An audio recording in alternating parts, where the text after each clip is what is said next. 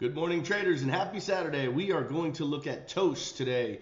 It's the company that's in all of the restaurants. When you pay your bill, usually at a restaurant, you get that little swipe device. It's that company. So they're direct competitors with Square, and I think Square has kind of fallen by the wayside, and TOST is the new real big competitor, and they're doing quite well, and their stock chart is freaking amazing. I mean, look at this. So, what do we have here? Ladies and gentlemen, we have something very, very special. We have a couple things actually. So we have this massive cup and massive handle, right? So that's clearly, let me illustrate that for you guys so we can take a quick look at that. So we have this massive cup, just it's a thing of beauty.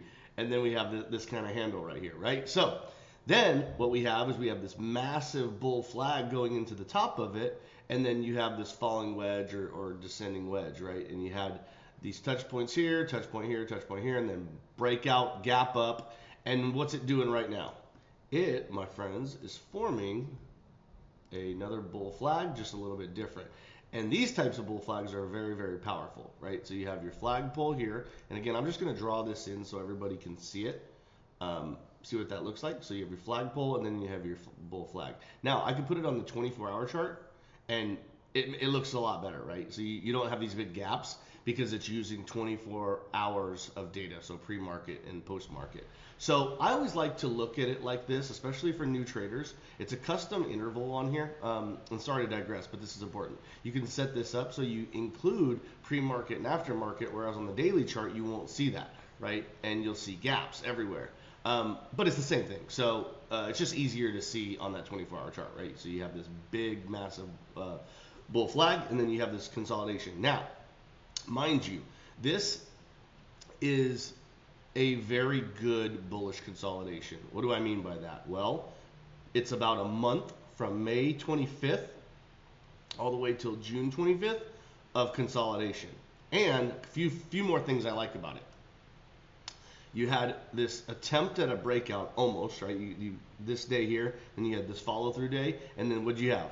You had a big red candle to shake everyone out, right? Everyone's uber bullish. Oh my God, this thing's gonna go, and then boom, smackdown. And then the next day you had this another shakeout, right? You can see this big wick. You have this hammer candle. So the next day it even tried to push more people out. And it got down to 40, and then boom, right back in the range, hammer candle, and then on Friday we print this. And I think in the after hours it was even up a little bit. So I really like this one because you have a month of bullish consolidation, you have your big green candles on the flagpole, you have the attempt at a shakeout, and then you have accumulation.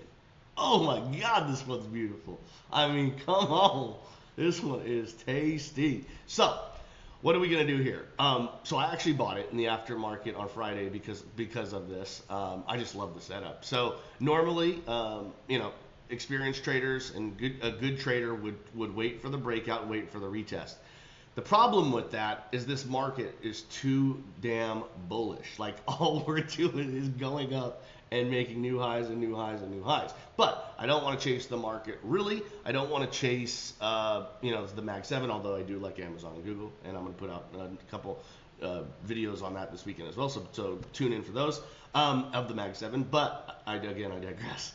No, but seriously, on this one, I'm looking for undervalued companies like this that just have massive setups and massive opportunity. So where can this go? Well, I drew in obviously this resistance line, right? Clearly we want to crack this, right?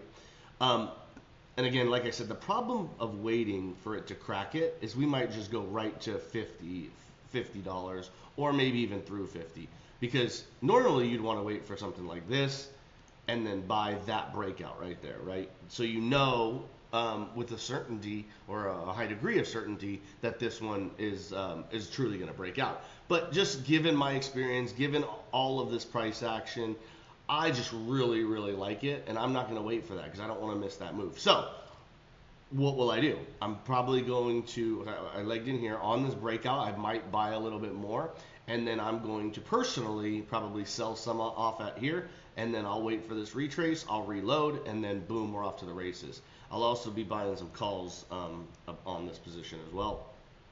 And depending on how proper price action is, it depends on how much I take off here when it hits this resistance. And why do I call this resistance? Well, you have these, and you can draw this a couple different ways. Conservatively, you can obviously draw it here because that would be these two low wicks.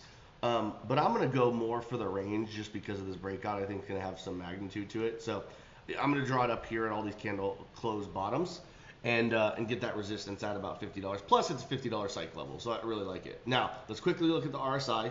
Boom. Beauty. Beautiful. You had your RSI reset. We're over 50, and this thing is ready to run, baby. Oh, my God. I think this is going to be a good one. So, I like it. Suffice to say, I like it. What am I missing? I want to show you one more thing. Okay, so check this out.